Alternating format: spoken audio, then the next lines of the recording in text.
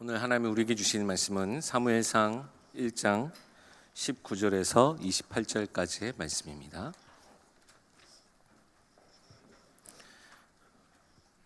구약성경 사무엘상 1장 19절에서 28절까지의 말씀입니다. 봉독하겠습니다. 그들이 아침에 일찍 일어나 여호와 앞에 경배하고 돌아가 라마의 자기 집에 이르니라. 엘가나가 그의 아내 한나와 동침하매 여호와께서 그를 생각하신지라. 한나가 임신하고 때가 이름에 아들을 낳아 사무엘이라 이름하였으니 이는 내가 여호와께 그를 구하였다 함이더라. 그 사람 엘가나와 그의 온 집이 여호와께 매년제와 서원제를 드리러 올라갈 때에 오직 한나는 올라가지 아니하고 그의 남편에게 이르되 아이를 젖대거든 내가 그를 데리고 가서 여호와 앞에 뵙게 하고 거기에 영원히 있게 하리이다 하니 그의 남편 엘가나가 그에게 이르되 그대의 소견에 좋은 대로 하여 그를 젖대기까지 기다리라. 오늘 오직 여호와께서 그의 말씀대로 이루시기를 원하노라 하니라. 이에 그 여자가 그의 아들을 양육하며 그가 젖대기까지 기다리다가 젖을 뗀 후에 그를 데리고 올라갈새 수소 3마리와 밀가루 1에바와 포도주 1가죽부대를 가지고 실로 여호와의 집에 나아갔는데 아이가 어리더라. 그들이 수소를 잡고 아이를 데리고 엘리에게 가서 한나가 이르되 내 주여 당신의 사심으로 맹세하나이다. 나는 여기서 내 주 당신 곁에 서서 여호와께 기도하던 여자라.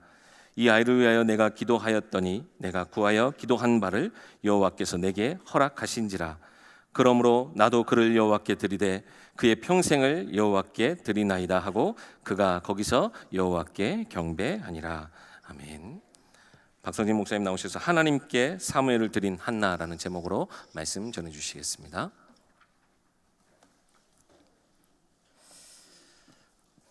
벌써 6월 첫 번째 주죠.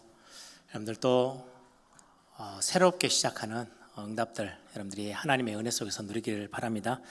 우리 아주 밝은 목소리로 얼굴을 마스크로 가리고 있어서 이제 활짝 웃는 입술을 보여드리고는 싶은데 그게 안 되니까 밝은 목소리로 낭낭한 목소리로 축복하면서 그렇게 인사하십시다. 하나님께서 은혜 주시고 새 일을 행하실 것입니다. 한 번 더 축복하십시다. 하나님이 당신의 기도를 기억하시고 응답하십니다. 정말 그렇게 믿으시죠? 사사시대 때 굉장히 암울했던 시대였죠.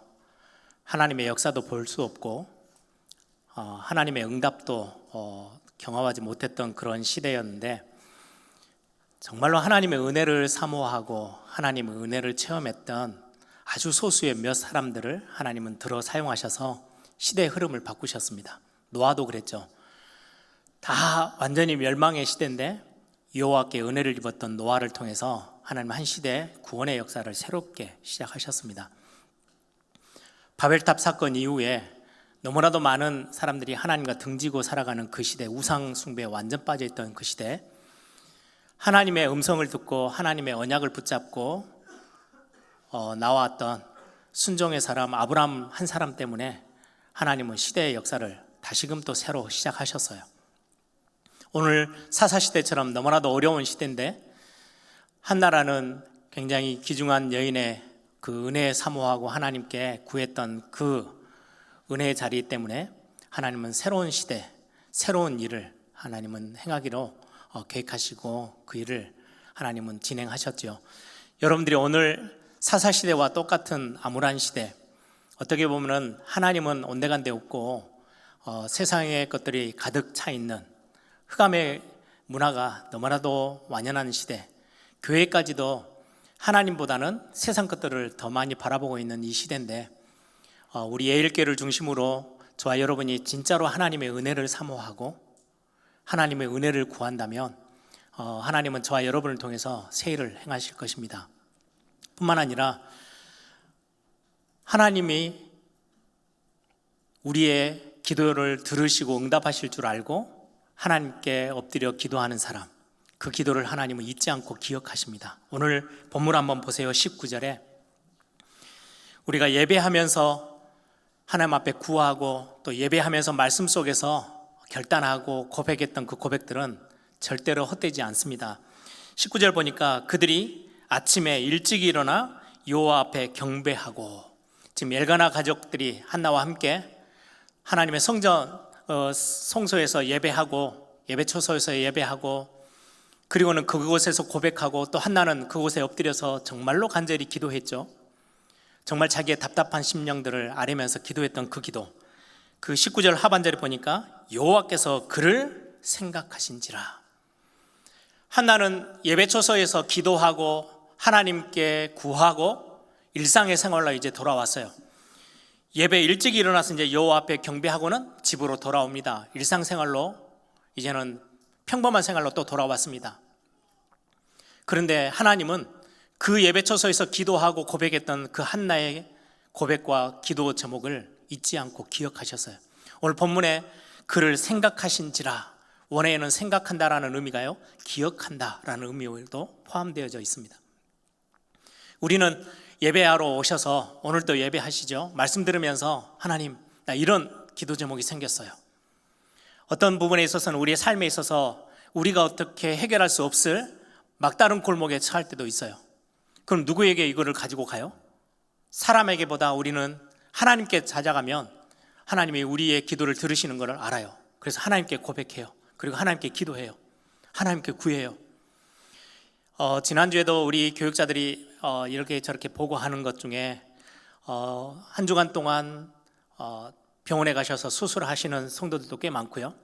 수술하고 나서 치료받고 계시는 분들도 많고, 이런저런 많은 병환으로 병상에 누워 계시는 분들 많고, 치료 중에 계시는 분들도 꽤 많더라고요. 그 병상에 누워서 하나님 앞에 기도했던 그 기도, 하나님이 기억하시고 계신다는 말씀이에요.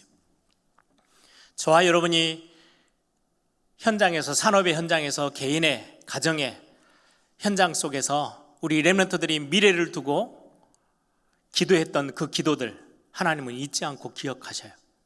하나님의 자녀들, 구원받은 저와 여러분의 기도하고 하나님 앞에 예배하면서 고백했던 그 고백들을 하나도 빠짐없이 하나님은 기억하시고 응답하시는 하나님이십니다. 우리는 그냥 예배하고 현장으로 돌아가서 우리 일상생활로 바뀌어서 가는 거지만, 하나님은 저와 여러분이 오늘 이 자리에서 고백하고 기도하는 그 기도 제목들, 하나님 앞에 구했던 것들 잊지 않으시고 응답하시는 부분입니다. 오늘 이 비밀을 가지고 오늘 또 예배 최고의 축복들을 여러분들이 확인하는 시간 되기를 바랍니다. 오늘 제목이 하나님께 사무엘을 드린 한나라는 제목인데요, 오늘 본문 내용이 이제 아이가 없었던 한나가 하나님 앞에 간절히 구하고 그 기도를 하나님이 기억하시고 응답하셔서 아이를 임신케 되죠. 그리고는 아이를 낳았어요. 그리고는 그 아이가 어느 정도 젖될 나이 좀 되어져서 그 아이를 하나님 앞에 약속한 대로 드렸던 사무엘의 이야기가 오늘 본문의 내용입니다. 하나님께 왜 한나는 하나님께 사무엘을 드렸을까요? 질문한다면 뻔한 답이죠. 하나님에게 약속했잖아요. 서원했어요. 드리기로. 그래서 드린 거예요. 그거는 어떻게 보면 큰 질문은 아니에요. 근데 더 중요한 질문이 오늘 첫 번째 저와 여러분이 말씀 속에서 발견하고 붙잡아야 될 부분입니다. 한나가 사무엘을 하나님 앞에 드렸는데, 왜 약속했잖아요. 나에게 아들 주시면 내가 하나님 앞에 드리겠습니다. 고백하고 약속하고 그걸 이행했어요. 그런데 사무엘을 드릴 때 한나의 마음은 어떠했을까요? 그게 오늘 첫 번째 저와 여러분에게 던지는 질문입니다. 한나의 마음이 어떠했을까요? 우리는 보통 신앙생활 하면서 뭔가 막 하나님 앞에 드릴 때 우리의 마음이 어떠할 때가 많아요? 두려움에 드릴 때가 많아요. 내가 하나님 앞에 약속했는데 이거 안 지키면 하나님이 벌을 내리실 것 같고 재앙과 저주를 내리실 것 같아서 겁이 나서 드릴 때도 있어요.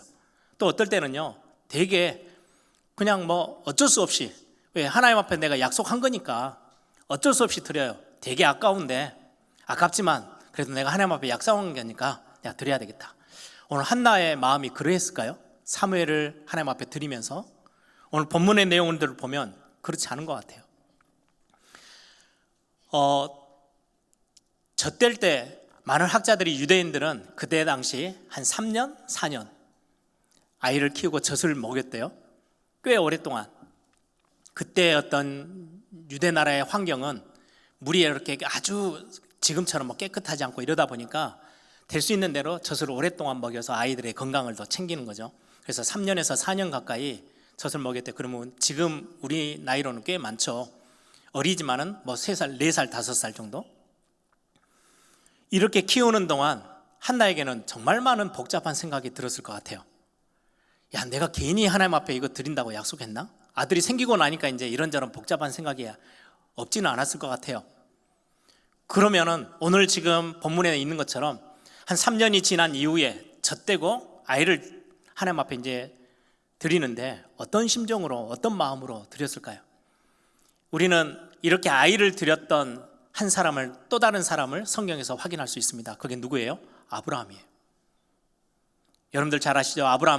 하나님이 아브라함을 찾아오셔서 너에게 있는 하나밖에 없는 독자 이삭, 나에게 제물로 번제로 드려라. 번제라는 것은 태워서 드리는 거예요. 그 내용을 우리는 잘 알고 있어요. 그게 창세기 22장에 기록되어 있거든요. 제가 잠깐 창세기 22장 1절부터 5절을 한번 읽어드릴게요. 그 일 후에 하나님이 아브라함을 시험하시려고 그를 부르시되 아브라함아 하시니 그가 이르되 내가 여기 있나이다. 하나님이 아브라함을 찾아오셨어요. 여호와께서 이르시되 내 아들 내 사랑하는 독자 이삭을 데리고 모리아 땅으로 가서 내가 내게 일러준 한 산 거기서 그를 번제로 드려라. 이게 그냥 우리가 말하는 것처럼 갑자기 음성이 들렸는데 아들을 번제로 드려라. 눈을 떴더니 꿈이에요. 아이고 이런 개꿈이 있냐, 이런 거 아니에요. 아브라함은 분명하게 하나님이 지금 명령하신다는 것을 확신했어요. 아, 지금 하나님이 내게 아들을 바치라고 말씀하시는구나. 그때 아브라함의 태도를 보세요. 3절. 아브라함이 아침에 일찍이 일어나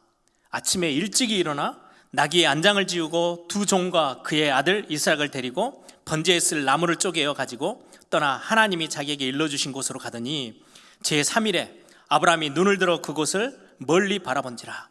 지금 모리아 산까지 가는 길이 3일 길이에요. 3일 길을 가면서 아브라함은 어떤 생각을 했을까요? 5절에 보니까 이에 아브라함이 종들에게 이르되 너희는 나귀와 함께 여기서 기다리라. 내가 아이와 함께 거기 가서 예배하고 우리가 너희에게로 돌아오리라. 오늘 창세기 22장에는 아브라함의 그 아들을 바치는 모습이 기록되어 있어요.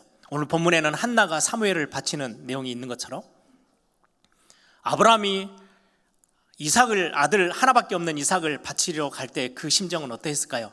많은 아들들 중에 한 명을 바친다, 그것도 힘들지만은 지금 아브라함에게는요 100년 동안 100살이 될 때까지 아이를 낳지 못하다가 겨우 하나 얻은 아들이에요. 하나밖에 없는 아들. 그 아이가 이제 꽤 오랫동안 키웠어요. 갑자기 태어났다가 바로 드려라 이렇게 하는 게 아니고요, 완전히 정이 들고 사랑이 다 전달된 나이. 그걸 어떻게 알 수 있느냐? 지금 모리아산으로 가는 동안에 다 장작까지 이제 번제를 드리려면 나무가 있어야 되잖아요. 나무를 다 쪼개서 이제 싣고 가다가 산 밑에서 종들은 너희들은 여기 있어. 그리고는 그 장작을, 번제로 드릴 장작을 아들 어깨에 딱 메게 합니다. 그럼 그거를 메고 정도 올라갈 정도 나이면 청소년 정도 되어지는 나이일 거예요. 그러면 거의 뭐 13살부터 15살, 많으면 16, 17 정도 될 건데 10몇 년을 키웠던 그 아들, 사랑이 듬뿍 담겨져 있는 아들, 혼자밖에 없는 독자 이삭 아들이잖아요. 그 아들을 하나님이 갑자기 드리라 하니까 가는 길 3일 길을 걸어가요. 무슨 생각이 들었을까요? 그 하나님의 음성을 듣고 아브라함의 마음은 어떠했을까요? 오늘 창세기 22장 제가 읽어드렸는데 3절에 보니까 아브라함이 아침에 일찍이 일어나, 밤중에 하나님의 음성을 듣고 나서는 아침에 일찍이 일어나. 그럼 갈등하지 않았다는 말이에요. 하나님이 아들을 바치래. 오케이. 그럼 바로 아침에 일찍 일어나서요 장작 다 패가지고 길을 떠나요. 여기에 아브라함의 마음이 많이 담겨져 있죠. 그리고는 또 하나 5절에 보시면 22장 5절에 보면 내가 종들에게 하는 이야기입니다. 내가 아이와 함께 하나님이 명하신 그 그 정해진 곳에 가서 예배하고 그 다음 구절이요, 우리가 너희에게로 돌아오리라. 아브라함이 하는 고백이에요. 내가 아들 이삭하고 같이 올라가서 하나님 앞에 범죄 드리고 아들과 함께 우리가 다시 내려올 거야. 뭐라고 지금 생각하는 거예요? 굉장히 아브라함의 어떤 믿음과 중심이 여기에 들어있어요. 그거를 이렇게만 설명해 놓으면 우리가 알 수 없는데요, 히브리서 11장 19절에 아브라함이 어떤 마음으로 이런 말을 했고 아침에 일어나서 하나님의 음성을 듣고 어떤 중심으로 그 길을 떠났는지를 성경은 분명히 밝히고 있습니다. 히브리서 11장 19절에 보면 그가 하나님이 능히 이삭을 죽은 자 가운데서 다시 살리실 줄로 생각한지라. 비유컨대 그를 죽은 자 가운데서 도로 받은 것이니라. 하나님이 나에게 100세 됐을 때 아들이 없었던 그 100년 동안의 세월, 이제는 내 아내는 아이를 낳을 수 없는, 도저히 상상할 수 없는 그 일 속에 하나님은 아들을 주셨어. 그러면 지금 하나님이 번제로 내 아들을 다시금 달라고 해. 내가 칼로 찔러서 죽이고 그 피를 흘리고 번제로 드려도 하나님이 다시금 살리실 수 있는 하나님이셔. 이게요, 아브라함의 믿음이었대요. 나에게 아들을 주신 그 하나님이 내가 아들을 하나님 앞에 번제로 드려도 다시금 살려내서 그 아들과 함께 그 산을 다시금 내려오게 될 거야. 이게 아브라함이 가지고 있었던 믿음의 고백이에요. 그래서 당당하게, 감사하게, 갈등 없이 하나님 앞에 아들 이삭을 드리기 위해서 올라가요. 그리고는 얼마나 순서가 착착착 생각했던 대로 번제를 드렸던 그것대로 막 진행이 되니까 단을 올려놓고 고민을 하지 않았어요. 막 진행하니까요, 하나님이 더 급했어요. 아브라함아, 아브라함아. 망설이지 않고 진행하고 있는 그 아브라함의 행동 때문에. 왜요? 그게 아브라함의 믿음이에요. 오늘 한나의 내용들을 보시면 아들을 드리러 갑니다. 어떤 마음일까요? 두려움이요? 저는 아니라고 생각해요. 그냥 어쩔 수 없어서, 아깝지만 어쩔 수 없이 약속한 거니까, 하나님 앞에 소원했으니까 드려야지. 아니에요. 이 사무엘, 나의 태문이 닫혀서 아들을 낳을 수 없는 내 삶에 하나님이 내 기도에 응답하시고 들으시고 기억하셔서 내게 아들 사무엘을 주셨어. 이 사무엘을 누가 주셨지? 하나님이 주셨어요. 그러면 내가 불가능했던 내 인생 가운데 하나님이 사무엘 아들을 주셨는데, 하나님 앞에 내가 아들을 드리러 가요. 내가 이 아이를 정말로 사랑함으로 최선을 다해서 이 아이가 크는 동안에 정말로 잘 장성해서 성공자가 되어질 때까지 내가 최선을 다해서 키울 수도 있지만, 내가 이 아들을 나에게 주신 이 하나님께 내 아들을 바친다면 나보다는 훨씬 더 하나님이 이 아들을 더 사랑하시고 더 완벽하게, 더 안전하게 양육하셔서 키우셔서 최고의 하나님이 원하시는 그 자리에 하나님이 이 아들을 쓰실 수 있을 거야 라는 확신이 있었어요. 이게 한나의 고백이에요. 이 혼란한 지금 사사시대 거의 마지막 때죠. 사사시대 때는요, 주변에 있는 다른 나라들이요, 시시때때로 쳐들어와서요 전쟁을 일으키고 빼앗아가고 어렵게 했던 그 시대예요. 너무나도 힘들었던 시대, 어려운 시대. 내가 이 시대 속에서 아들을 지키기 위해서 막 몸부림치면서 키우기보다는 하나님께 내가 이 아들을 맡기면 하나님이 너무나도 안전하게, 너무나도 완벽하게 하나님의 사람으로 만들어서 하나님이 세우실 거야. 이 믿음이 사무엘에게, 한나에게 있었던 겁니다. 가장 사랑스러운 사람, 가장 성공자, 가장 행복한 자, 가장 하나님이 원하시는 그 자리로 내 아들을 세우실 거야. 여러분, 그러했던 사람들이 몇 명 있죠. 요셉. 아무도 도와줄 수 없는 상황이었는데 하나님이 아들을, 요셉이라는 사람을요 끝까지 가장 한 시대를 움직일 수 있는 하나님의 사람으로 세우셨어요.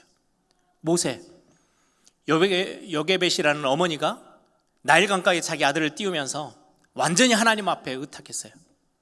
그래, 내가 붙잡고 있는 것보다 하나님 앞에 맡기면 하나님이 챙기실 거야. 이 믿음이 확실했던 사람. 사무엘도 오늘 마찬가지고요, 다윗도 마찬가지예요.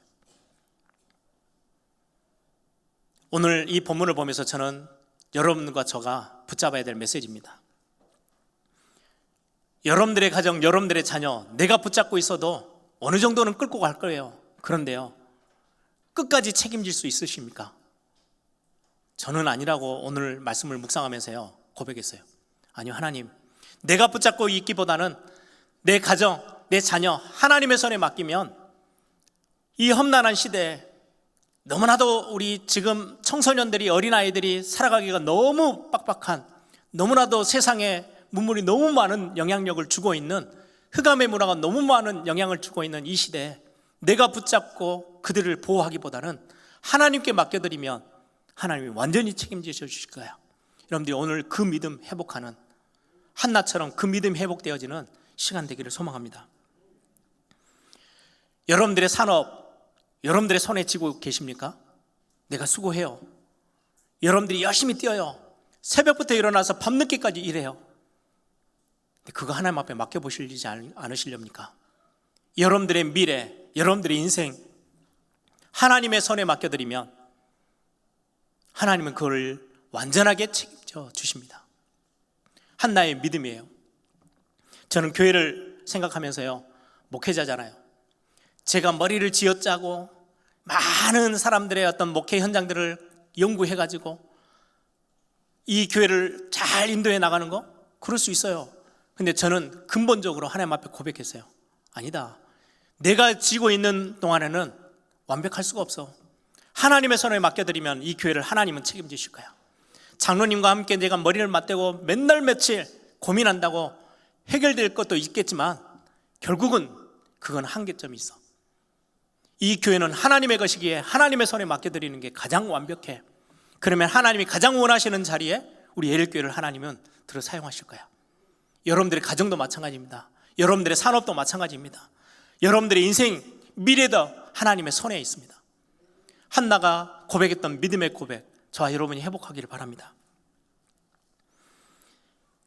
정말로 하나님에게 여러분들의 인생을 맡길 수 있습니까? 오늘 그 믿음이 우리에게 회복되어지는 시간 되기를 소망합니다. 우리 예일교회 많이 교회를 위해서 헌신하시고 또 교회를 위해서 사랑해서 여러분들이 막 많이 띄워주시고 얼마나 많은 힘을 다해서 교회를 세워나가는 일들을 하십니까? 그 가운데 절대 잊지 말아야 될 기도가 있습니다. 하나님, 예일교회는 하나님의 것입니다. 하나님이 책임지셔야 됩니다. 하나님이 붙잡아 주시고 하나님이 원하시는 자리로 인도해 주십시오. 우린 거기에 심부름하겠습니다.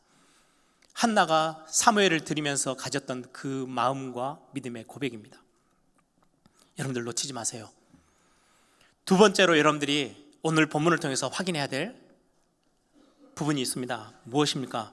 그러면 한나는 사무엘을 드렸는데요, 누가 하나님께 드릴 수 있는 사람일까요? 누가 하나님께 자기의 것들을 드릴 수 있어요? 제가 대학생 때죠. 제가 이제 어릴 때부터 목회자 자녀로 이렇게 쭉 자라왔기 때문에 부모님이 어릴 때부터 저희들에게 암암리에 이렇게 교육을 시킨 게 뭐냐니까요. 목회자고 목회자 가정에서 자라다 보면요, 성도님들이 막 이렇게 사랑을 베풀어 주세요. 그러면 그 사랑을 잘못 오해하면 당연히 받는 것처럼 그냥 주면은 당연히 이렇게 고마움도 없이 감사도 없이 뭐 목회자 자녀는 막 성도님들이 챙겨주잖아요. 당연히 받는 것처럼 그렇게 여기지 않게 하기 위해서 굉장히 받는 거를 이렇게 못하게 하셨어요. 못 받도록. 야, 그거는 그렇게 하는 거 아니야. 그런 어떤 암암리의 교육을 많이 받았어요. 거기에 이제 명절이 되잖아요. 그럼 성도님들이 막 이것저것 막 챙겨서 이렇게 집에 선물이 들어와요. 저희들은 맛볼 게 거의 없어요. 선물은 이렇게 들어와요. 구경만 해요. 그리고는 돌려치기로 다 막는 거예요. 여기에서 온 거는 여기에서 온 거 그럼 바꿔서 이렇게 드려요. 다시. 왜요? 우리가 뭐 돈을 들여가지고 막 더 새로운 걸 사가지고 드릴 수 없으니까 서로 주신 걸 가지고 이렇게 바꿔가지고 그럼 그거 열심히 심부름하고 나오면 집에 갔다가 들어가면 남는 게 별로 없어요. 그럼 구경만 하고 그냥 끝나는 거예요. 그래서 저희들은 그냥 제 기억에도 명절이 되게 막 행복한 날이 아니었었어요. 그렇게 받는 거에 대해서 되게 이렇게 조금 너무 받는 거 좋아하지 마 이렇게 배우고 자랐거든요. 그러다 보니까 제가 대학을 갔는데 돈은 얼마 없죠. 밥 먹을 돈이 어떨 때는 떨어질 때도 있어요. 그러면 누구한테 가서 야, 나 돈 떨어졌는데 밥 좀 사줘 이렇게 하면 되는데요, 그런 거를 받는 거, 누가 나에게 야, 너 뭐 돈 없지? 내가 얼마 줄게, 이런 거를 받는 거를 굉장히 거부하면서 살았어요. 한 번은 대학 2학년 때인가요? 신학교 다니는데 제 담당했던 목사님 한 분이 저를 부르더라고요. 제가 그런 어떤 모습들을 보고, 그때 대학 1학년 때 제가 건강도 나빠지고 막 이렇게 했으니까 저를 부르더니 너 앞으로 목회자가 될 건데, 자기가 되게 중요한 이야기를 할 거래요. 목회자는 얼굴에 철판을 깔아야 돼. 그래서 필요할 때는 배고프면 배고프다고 하고, 필요한 거 있으면 좀 달라 하고, 배고프면 선배님, 목사님 밥 좀 사주세요 이렇게도 할 줄 알아야지. 너처럼 모든 거 다 무조건 다 밀고 있으면 너는 죽어, 그렇게 이야기를 하시더라고요. 그래서 그러면서 하신 말씀이에요. 받을 줄 아는 사람이 줄 줄도 알아. 그래서 받을 줄 알아야 돼. 그 이야기를 하는데 제가 웃으면서 그때 고백이요, 저는 평생 그렇지는 않을 것 같습니다 뭐 이렇게 했어요. 그리고 나서 시간이 쭉 지나가면서 지금은 제가 성도님들의 많은 사랑을 받잖아요. 예전에 생각하면요, 제가 받을 줄을 잘 모르니까 제가 줬던 경험이 거의 없어요. 그런데 지금은 받으면서, 사랑을 받으면서 감사해하면서 보니까 제가 많은 주변에 있는 사람들을 돌아보고 있더라고요. 아, 그 말이 틀린 말이 아니구나. 많은 걸 받으면 줄 수 있는 마음이 생겨요. 받지 못하면 못 주는 거예요. 받아본 경험이 없으니까. 예전에 한번 저희가 어렸을 때 자랄 때 저희 아버님이 되게 엄하셨어요. 아주 작은 실수도 용납이 안 될 만큼 되게 엄하게 저희들을 키우셨어요. 교회 가면 굉장히 인자한 목사님이신데 집에 오면 엄하신 아버지예요. 그러다가 나중에 이제 시간이 지나면서 충분히 이제 그냥 편하게 대화할 수 있는 그런 시간이 돼서 아버지한테 물어봤어요. 아버지, 왜 우리 어릴 때 그렇게 엄하게 키우셨어요? 그랬더니 웃으시면서 내가 할아버지 밑에서 자랐잖아 그러시더라고요. 그 말이 무슨 말이에요? 아버지 일찍 돌아가시고 할아버지는 그냥 이렇게 딱 무게만 잡고 이렇게 있으니까 사랑을 풍성하게 받지 못한 거예요. 받은 게 없으니까 아들들에게 어떻게 줘야 될지를 모르는 거예요. 오늘 성경이 지금 질문을 하는 겁니다. 여러분, 나면서 여러분들이 가지고 태어난 거 있어요? 없어요. 빈손으로 왔어요. 근데 지금 여러분들 많은 걸 가지고 있죠. 누가 주셨어요? 하나님이 주셨어요. 하나님께 받은 거예요. 이게 하나님께 받은 걸로 이해를 못하고, 이게 하나님께 받은 걸로 알지 못하면 뭐 당연히 내가 열심히 뛰어서 가지고 있지, 절대로 하나님 앞에 드릴 수가 없어요. 하나님께 받은 것 때문에 감사해야 하고, 하나님이 내게 주신 것 때문에 내가 은혜로 기쁨이 있는 사람이 아니면 하나님 앞에 드릴 수가 없어요. 지금 한나는 하나님께 받음이 너무나도 감사하고 확신했던 사람이에요. 여러분들, 우리의 육신의 생명 우리 부모님께 받았어요. 그렇죠?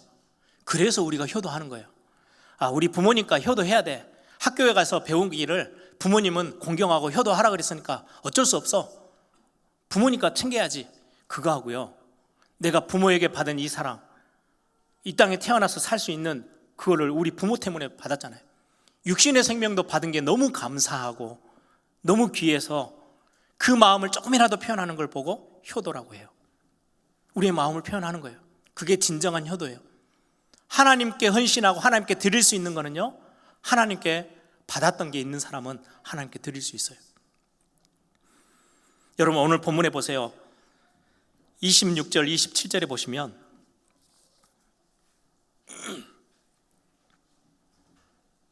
한나가 이르되 내 주여 당신의 사심으로 맹세하나이다. 이제 엘리 제사장 앞에 사무엘을 들고 가죠. 데리고 가서 여기에서 당신 곁에 서서 기도했던 여인입니다. 자기를 소개하고 27절에 이 아이를 위하여 내가 기도하였더니 내가 구하여 기도한 바를 여호와께서 내게 허락하셨습니다.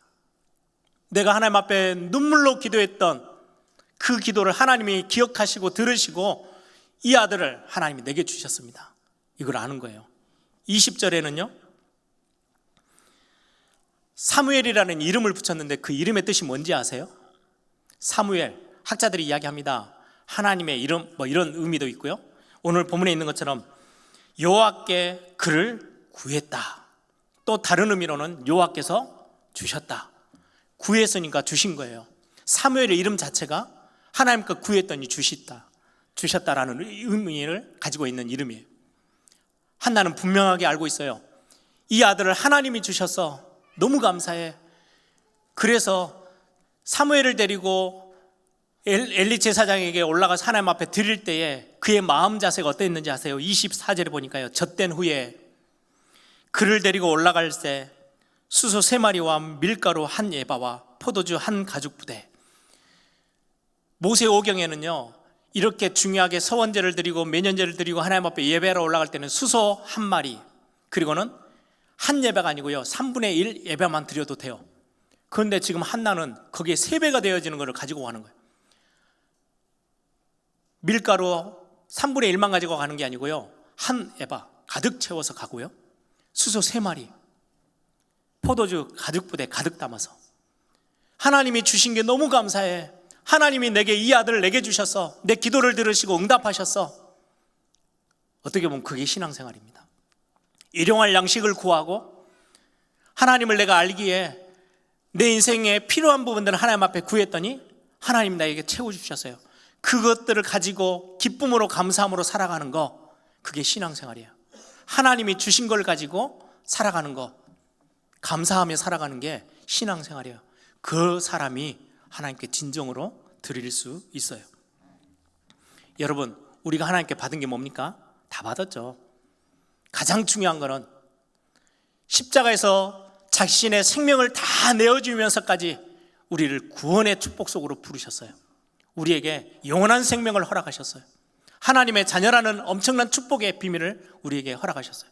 우린 그거 다 받았어요. 구원 받았죠. 하나님이 내게 주신 달란트 있죠. 재능이 있죠. 나에게 건강 주셨죠.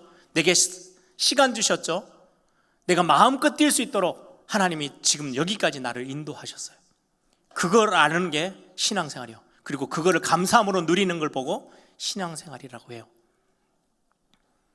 그러면 역으로 이게 감사하지 않고 이게 뭐 하나님이 주신 거야, 내가 열심히 뛰어서 내 손에 지금 내가 가지고 있는 것들 내가 열심히 번 건데, 그 사람은 하나님 앞에 드릴 수 없어요. 왜? 하나님께 받은 게 없잖아요. 내가 하나님을 알고 하나님께 구하고 하나님께 받았더니 그게 체험되어지는 거야. 야, 하나님 정말 살아계시네. 예, 맞아요. 그게 신앙생활에 굉장히 중요한 원리예요. 열심히 10년 동안 신앙생활했고 20년을 신앙생활했는데 하나님께 받은 간증거리가 없어요. 하나님이 채워주신 체험이 없어. 내가 기도해서 얻었다, 이 비밀이 없어. 그러면 하나님 앞에 드릴 게 없는 거예요. 왜 드려요? 드릴 때는 그런 마음으로 드리겠죠. 두려워서. 아니면 아깝지만 내가 구원받았다니까 하나님 앞에 조금이라도 드려야지. 하나님이 그걸 받으시겠어요? 우리가 받은 게 너무 감사하고 아무것도 없이 이 땅에 왔는데 하나님이 지금 내게 많은 것들을 내게 허락하셨어요. 이것 가지고 하나님 앞에 드릴 수 있는 겁니다. 드리는데 지금 한나가 위대해진, 우리는 성경의 사무엘을 보면 위대한 사무엘로 기억하잖아요. 지금 한나가 위대한 사무엘을 하나님 앞에 드린 거예요? 아니에요. 젖된 아이를 드리는 거예요. 보잘것 없어요. 이 아이가 앞으로 커서 어떻게 될지는 아무도 몰라요.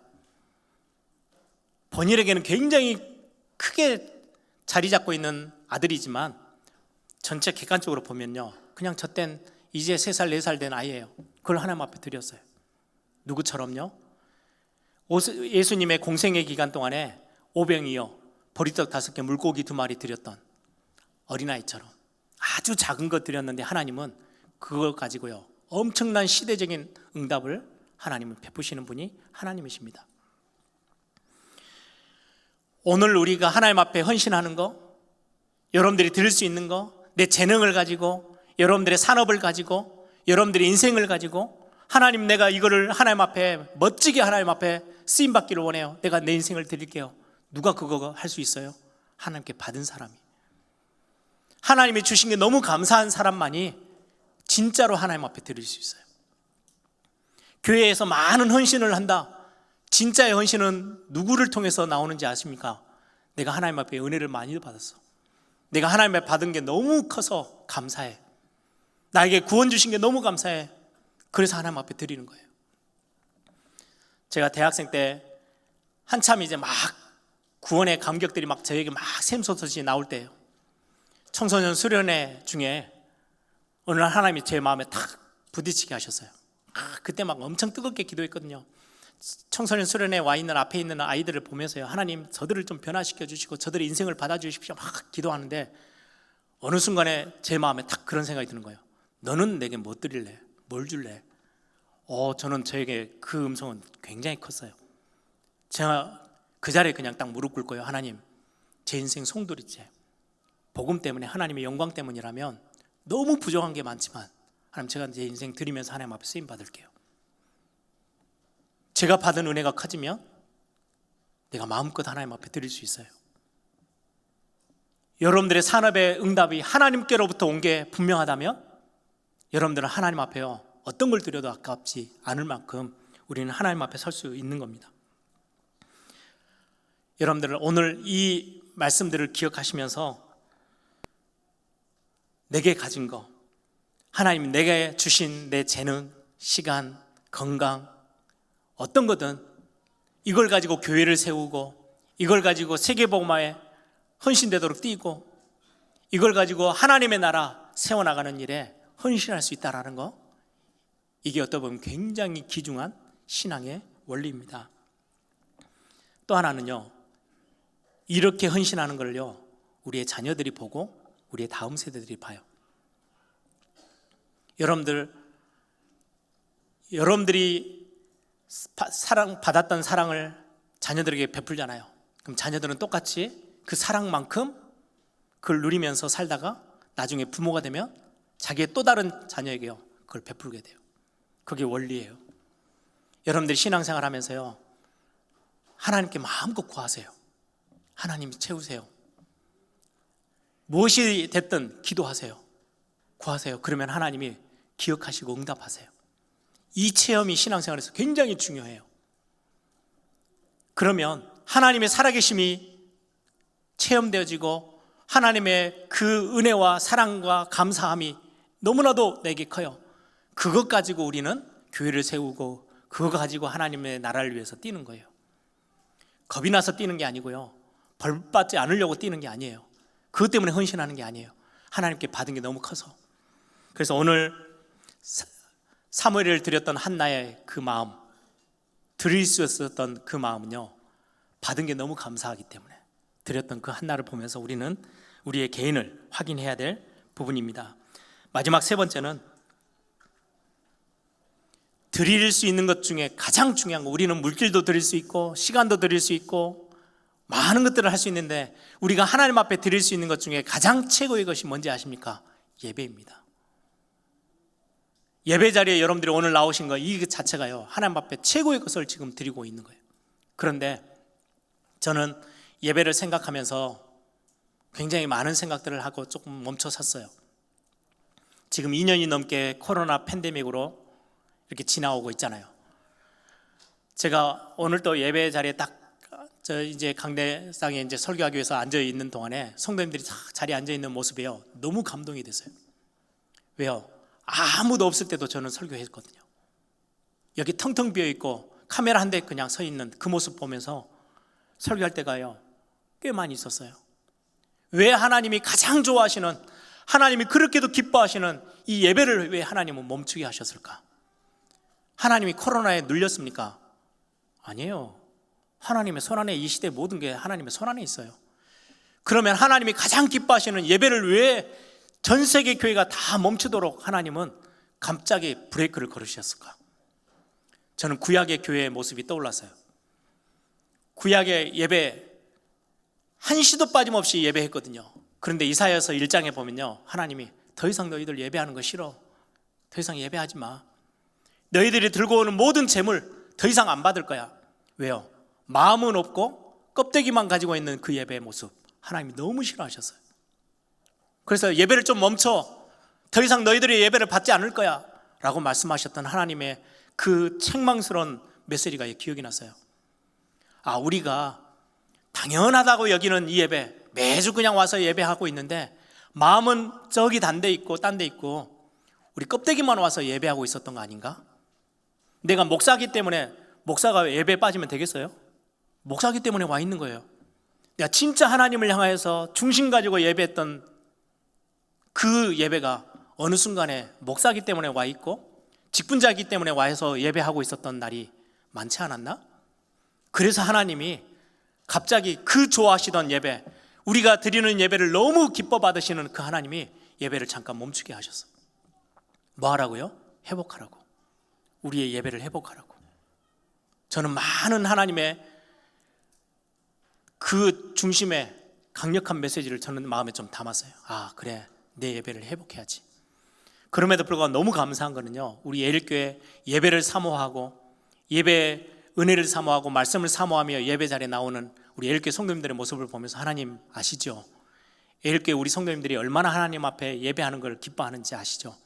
예, 하나님은 그러면 분명히 우리 예일교회를 통해서 하나님은 중요한 일을 행하실 것입니다. 왜요? 하나님이 가장 원하는 것들을 놓치지 않고 있기 때문에. 예배를 사모하는 거, 여러분들이 이 중심 가지고요, 공예배뿐만 아니라 여러분들이 서 있는 삶의 자리에서 하나님이 가장 기뻐하시는 예배자로서의 삶도 여러분들이 회복해내길 바랍니다. 공예배에서 우리가 예배를 사모하는 그 마음, 하나님 너무 잘 아실 거예요. 우리 예일교회가 얼마나 뜨겁게 하나님을 사랑하는지. 그 사랑 가지고 우리 삶의 현장으로까지 여러분이 연결시키셔서 그 현장에서 하나님의 은혜를 마음껏 경험하는 최고의 예배자, 최고의 하나님의 사랑을 알고 헌신할 수 있는 그런 축복의 우리 성도님들 되기를 소망합니다. 오늘 이 말씀을 기억하시면서 우리 같이 함께 이 찬양 하십시다. 나의 모습 나의 소유라는 찬양인데요, 오늘 한나가 정말로 하나님을 신뢰하고 자녀를 하나님 앞에 맡길 수 있었던 것처럼 여러분들의 가정, 여러분들의 마음, 여러분들의 인생, 우리의 산업, 우리의 교회까지 하나님을 진짜로 신뢰하고 믿고 맡길 수 있는 그 믿음들이 회복되어지도록, 그리고 우리가 받은 게 얼마나 큰지요, 진짜 감사하는 마음으로 하나님, 내가 하나님 앞에 송두리째 좀 쓰임받고 싶어요.